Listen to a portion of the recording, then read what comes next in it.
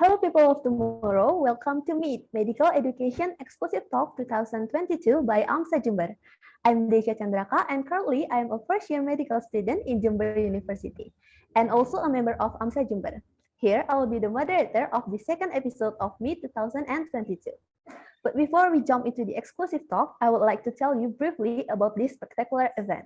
So, as I said before, MEET is the abbreviation of Medical Education Exclusive Talk, which in this event, we will talk about exclusive topic of medical education and lifestyle of medical students abroad. With our special guest today, Hadassah from AMSA Macau. So I'm sure all of our viewers are so excited to have this exclusive discussion with us, especially with our special guest. Now, without further ado, let me introduce our guest today. Okay, so today's guest is Hadassah, a second year of medical student at Macau University of Science and Technology. She is also the current director of Public and Global Health of AMSA Macau. She volunteers as a health speaker in ARTM Macau, Macau's primary drug and alcohol rehabilitation organization, teaching rehabilitation residents different medical knowledge such as STDs and basic first aid, as well as arranging different activities for them to enjoy. Furthermore, she is a volunteer activity planner for HIV Awareness Week for the past 3 years, educating people on reducing stigma and discrimination against people with HIV while empowering those living with it.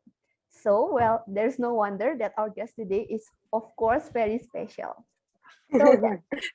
Okay, so that was a little information about our guest background. Let's move on to the next section, which is the sharing session with our guest. Okay, so Hadassah, are you ready? Yes, I am. Okay, so before we jump into the question and answer, can you please tell us briefly about yourself? Myself. Maybe give me some specific question, perhaps. Okay, you can tell us anything you want to tell the viewers. Yes. Okay, I'm Hadassah. I'm sure you guys know that already. And I am born and raised here in this small city, Macau. Yes, that pretty much is it. And I love eating chocolate. Okay, that's probably the most basic introduction ever, but that is a fact. Okay, I'm sure most of us love to eat chocolate as well. Okay, so no, so since we have all known each other a little better, now let's just get into the first topic. So before we talk about the exciting topics such as the differences of medical education system, culture, and other stuff, we would love to know the path of becoming a medical student in Macau especially. So there are 2 questions for this topic, and as Farhan said before, you can freely share it with us. Okay, so the first question is, how is the process of being a medical student in Macau?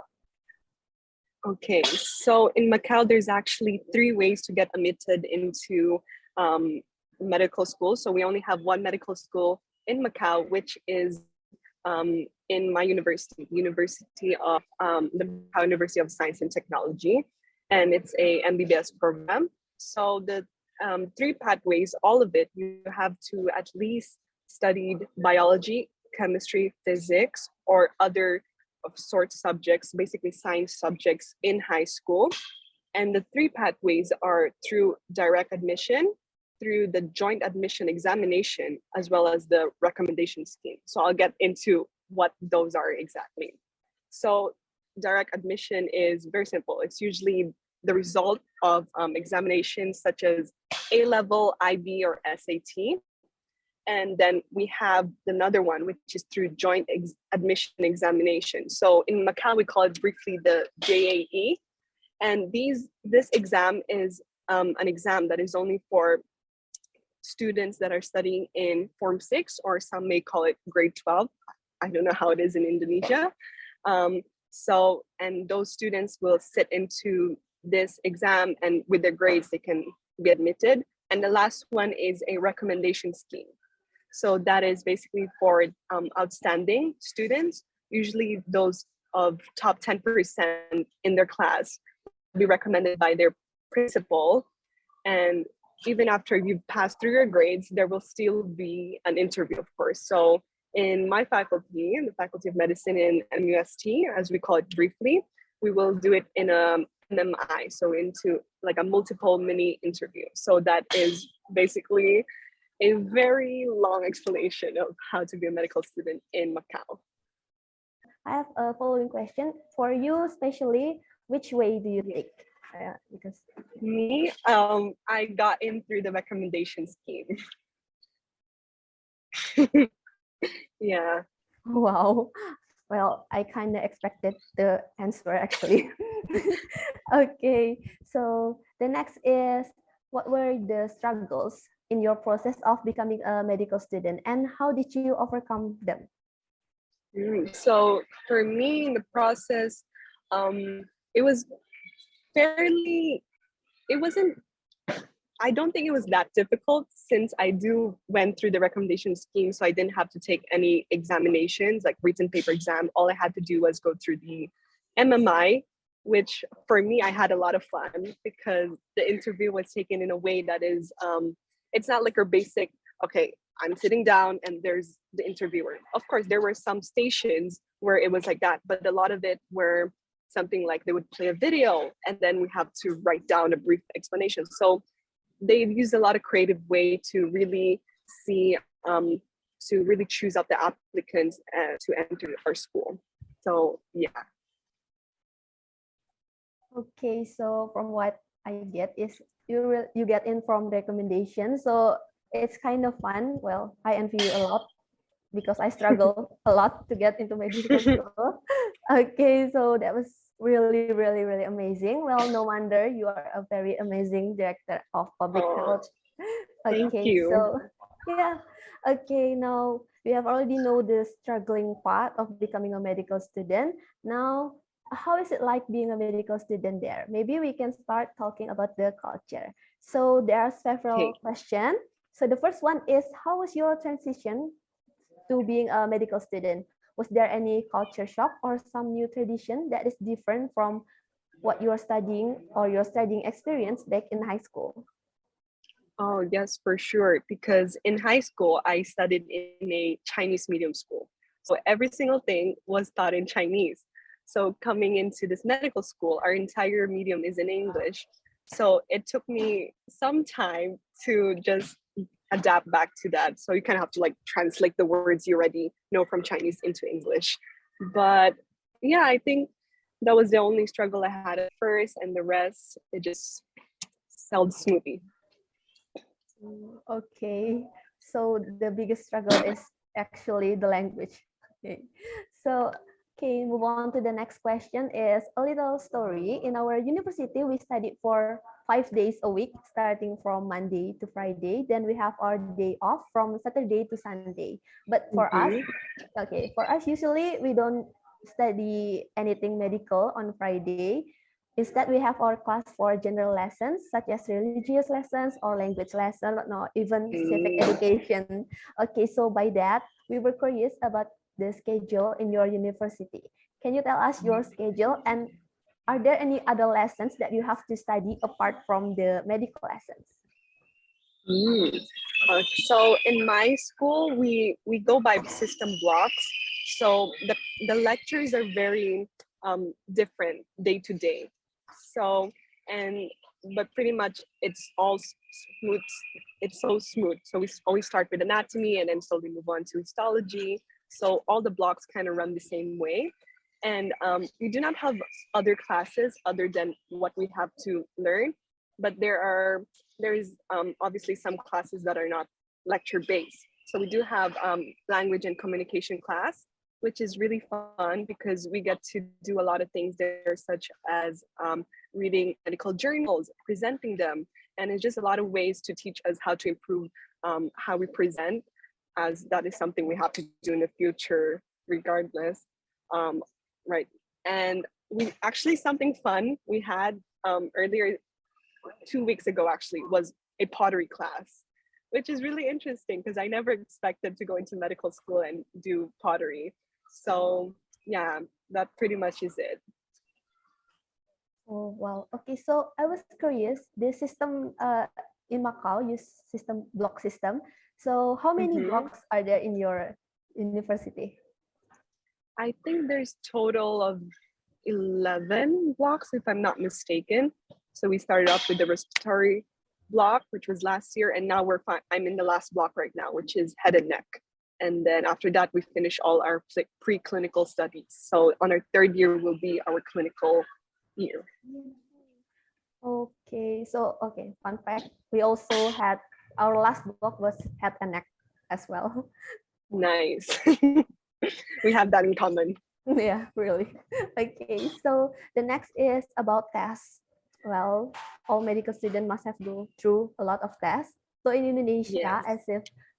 especially in my university, as if for now, we do our test directly from our university. And how about you? How do you usually do your preparation for the upcoming tests? Do you have any additional lessons or anything? Well, before our tests, well, I'm talking about our final exams. We do have some revision classes that the professors will set up, and that helps a lot. But our test is also taken directly in school as well. So it's not online, it's offline. Yeah. Okay, so it's actually common. Okay, in common with me. Okay, so okay, the next is in our path of becoming a doctor, we have to pass some phases in Indonesia. We have 3 stages consisting of preclinical, where we get the Bachelor of Medicine title, and then the clinical phase where we assist doctors under supervision, and then we're gonna have an internship, and then finally we can actually be a doctors. So how is it in your country? Can you please tell us the phases you have to pass to become a full-fledged doctor in your country? So in Macau, so first you will have to obtain a bachelor degree in MBBS or a Bachelor of Medicine. And then the duration of the education must not be less than 5 years. So my course is 6 years in total. Our last year will be our intern year. So with this qualification, then you can apply for the examination held by our government. And this exam takes place in Macau, and you must pass before you can proceed to the next step, which is you can apply for an internship license. So you will have to practice clinically under supervision, and it lasts at least 6 months. So after you pass your clinical internship, then you can be qualified as a doctor here in Macau. Okay, so it's actually pretty much the same. Okay, Yeah, very similar. Okay, so it's actually a really long process, right? Yes, it is. So around 7 years, I believe, in total, if you want to immediately be a doctor. But I think a lot of people will choose to specialize in other fields, so they will take another course. Okay, so really good luck for both of us. Yes, Okay. all of us. Yes. Okay, so you already told us a lot about your academic activities, but now how about the non-academic activities? So first, can you tell us about your non-academic activities and how busy you consider yourself? I don't consider myself very busy at the moment because a lot of our lectures are only half day, and the rest of the day I do spend studying. But my non-academic activities, usually if I do have free time and my friends need help, I'll occasionally model and act, I guess.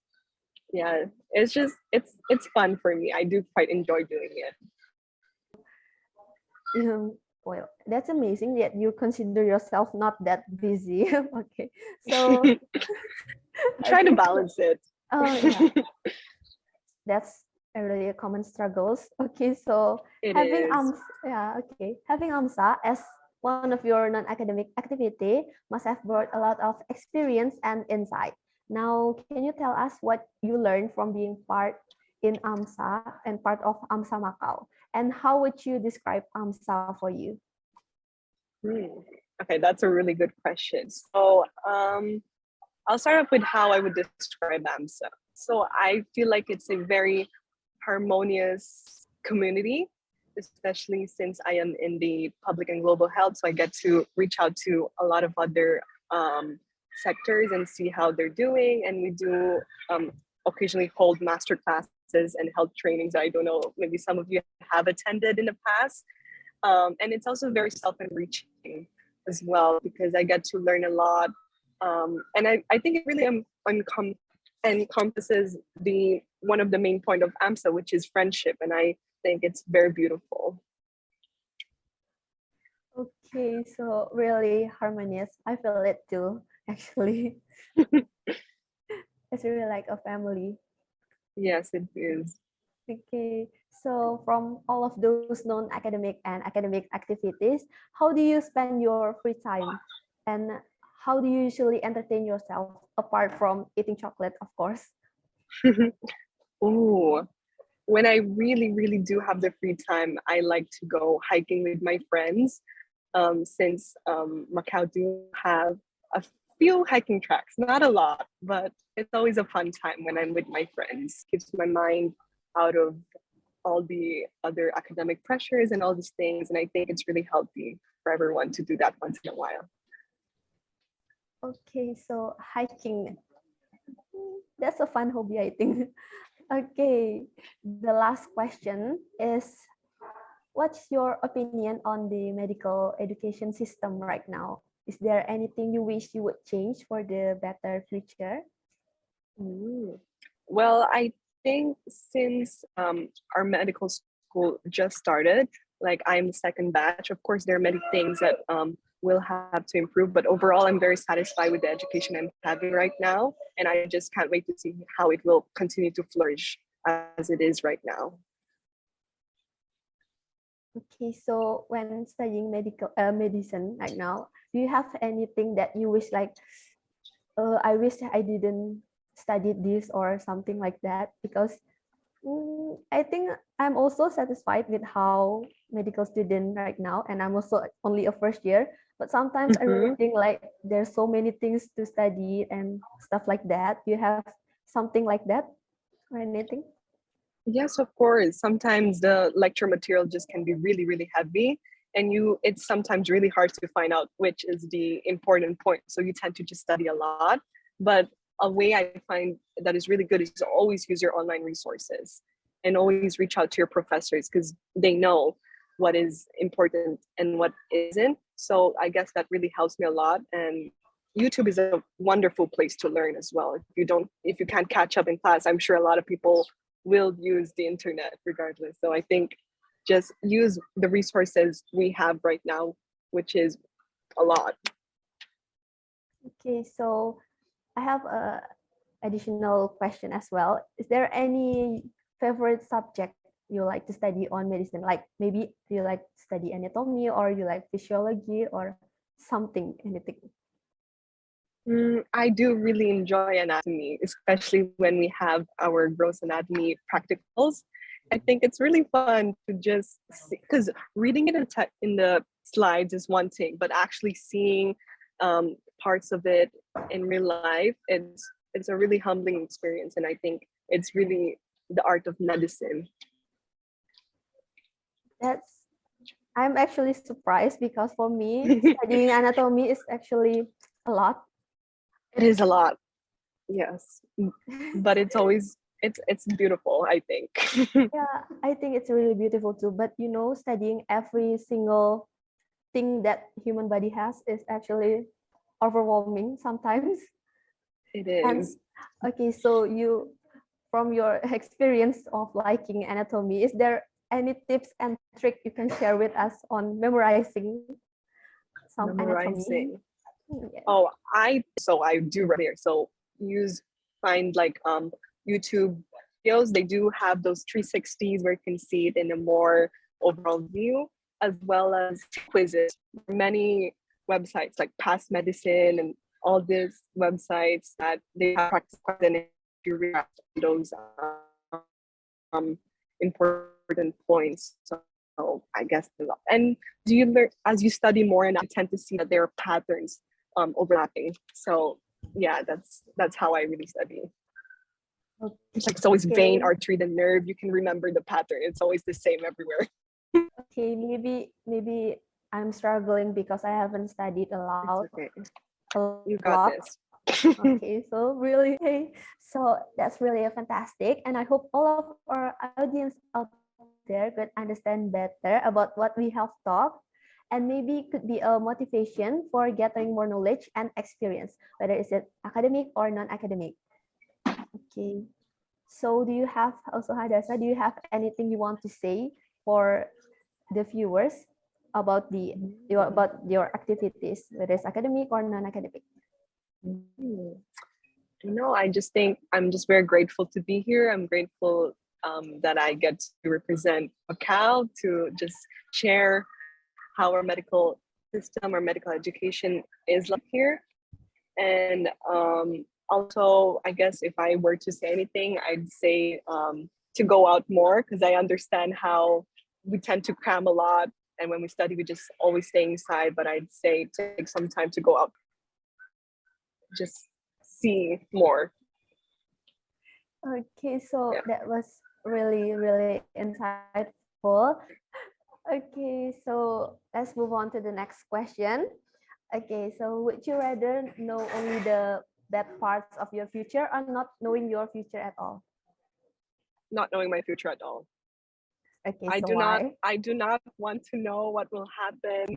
I rather it just come to me and how I'm able to adapt. Because if I already know what's bad gonna happen, obviously it's the normal human instinct to prevent it from happening. And I think that way you're not really learning how to live life to its fullest, since you're always avoiding the bad things. You're never really experiencing the whole of life. So that's how I would choose. Okay, okay. I would choose the same actually. Okay, Right? so the last part, the last question actually is, would you rather being part of AMSA forever or not knowing AMSA at all? Oh, forever. Forever. I think it's a So, really nice community, and we just started in Macau, so we're slowly having more members join each year as there's more medical students coming in, and I just think it's really nice. I love it. I'm having okay, so much so fun. yeah, so you would choose being a director of public and global health forever. Well, not entirely forever. I would, of course, want others to to learn and also be in this position. But I would always want to be part of it. We also have an alumni group anyway, so I think that's really nice. Okay, so okay, so as expected, those answers and explanations are always so amazing. Now that we have already known a lot about the environment of medical education in Macau, now I'm kind of curious because I somehow hear it that you already know about Indomie. Yes, Okay, I so do. do you actually know how the words Indomie come from?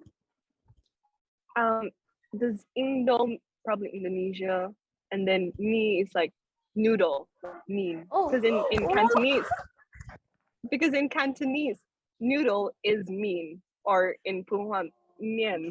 So I believe that's just how it come about. I think, you know, in Asia, all our languages is just connected. It's beautiful. It's beautiful. It's a small I'm world after all. I'm actually really, really surprised. Wow. Okay, so other than Indomie, do you actually okay, so first Indomie first. Okay. Do you actually have your favorite kinds of Indomie? I don't think I've tried a lot of flavors, because usually I only see the original packets in the supermarket. We have a lot of like Indonesian supermarkets, like small ones, of course, in certain parts of Macau, as there's a big community of Indonesians here, and I just think it's great. I have Indonesian friends, like they're always wonderful. Oh, really? Thank you. And then, um, do you actually know that the Indomie's variation actually comes from Indonesian traditional food? So if Ooh, you want to try Indonesian traditional food, you can actually kind of taste it in Indomie, but of course, it's only the okay. taste, not the texture Only and the anything. taste. It's just the Yeah. preservative, the flavoring. Hmm. It's not Yeah, good for yeah. health, but let's try. Yeah, really, that's right.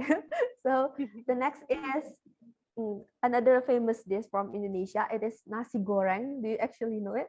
Nasi goreng. No. What is it?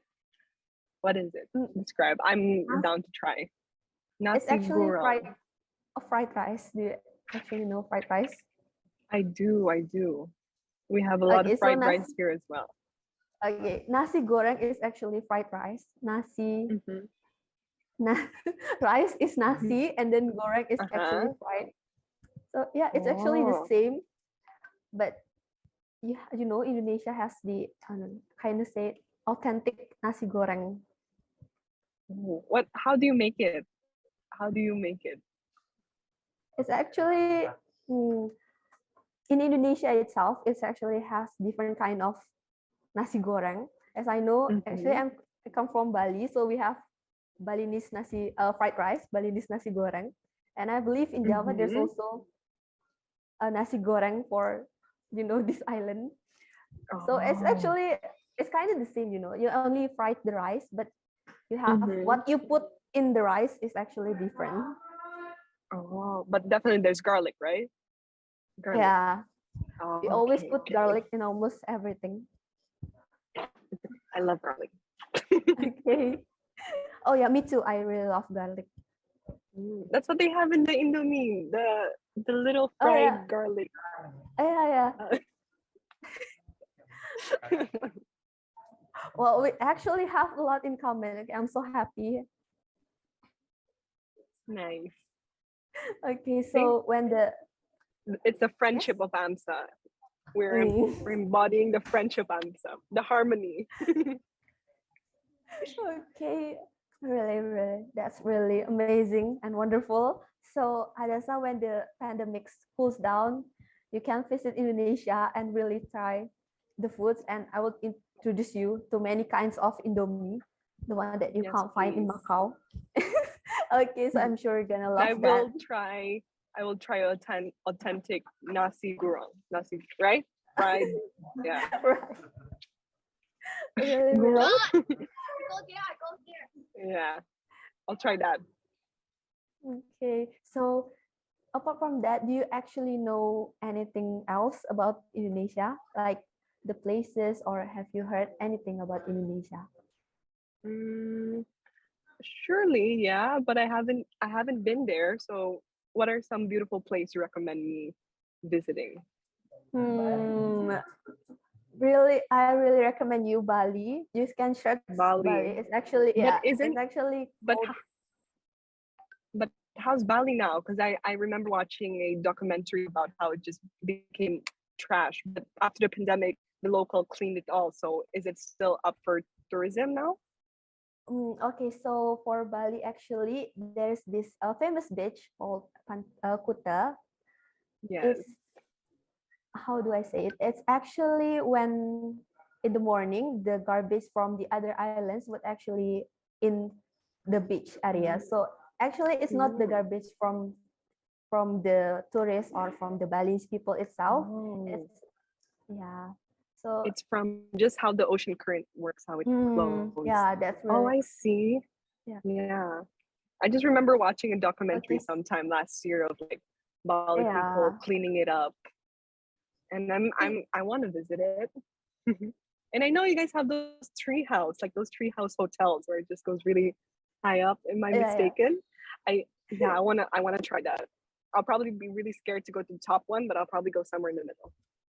It's actually kind of feels like you are in air because when sometimes the what you step on is actually not that you know uh still, so kind of Mm, shaky a little bit when there's shaky. a Oh, strong wind, but it actually gives you a different experience of staying in the tree house, nice. especially when I it's want up I want to high. try that. I'll But be scared, but I want to try. I'm scared of heights. oh, you're scared of height? Just a Or bit, but mm, we'll see. I'm still open to try it. so as I said before, actually Bali is famous for the beach, and it's actually Mm-hmm. called the island of paradise. So you can visit it. It's I'll actually visit there someday. okay. So Yes. because I'm really from Bali, I would love to be your tour guide. Nice, nice. I'd love that. Yes. Yeah, because before the whole pandemic start, Bali is actually Mm-hmm. a main tourist destination, especially for Indonesia. But after the pandemic hits, it kind of becomes a dead city, I guess, for the Mm-hmm. tourism part, because there's not Mm-hmm. really that much Balinese in Bali. Oh, yeah, yeah, yeah. So it just became a very tourist spot. Macau Mm. was like that before as well. We have a lot of tourists and a lot of time, like back then, a lot of the places it's really hard to walk through. But now after the pandemic of it kind of isn't the same anymore. But the border is still open to mainland China. So we do have some tourists coming in and hopefully, yeah, just brings back the economy. And I hope it's the same for Bali as well. I'm sure that people are struggling right now since the main source of there was tourism, right? If I'm not mistaken. So I guess it's the same for every places. They just need to find more sustainable way to maintain it, I guess. Okay, so I'm curious about Macau now. So is there Go any ahead. place you okay, is there any place you actually recommend? Maybe your favorite tourism spot or some kind of it? Oh, tourism spot. Honestly, I think if you go to Macau, you definitely have to see the ruins of St. Paul. Like it's just the iconic thing of Macau. It was a church that was built many years ago and it was burnt down. Um, many times, 2 times, I believe, and the front of the wall still maintained. And it's just a very beautiful thing to see there. And this one actually, wait, no, it's this side. If I'm the thing in the picture is actually the Macau Tower. And if you have time, you can also go there and go really high up and you can see this view of the entire city. So yeah. Oh, so you can actually see entire city from the upper side of the From the tower? yeah, Mm. because Macau is very small and you can walk around. It's like 360, so you can definitely see. But obviously on a good weather, because Macau can get very humid and you wouldn't be able to see much. Okay, that's really, really cool. So other than the Macau Tower and the special place, maybe can you tell me something that hidden from the tourism? So it's like your favorite spot, but it's actually hidden, like hidden hidden gem. hidden gem. I'd say you have to visit some of the old parks.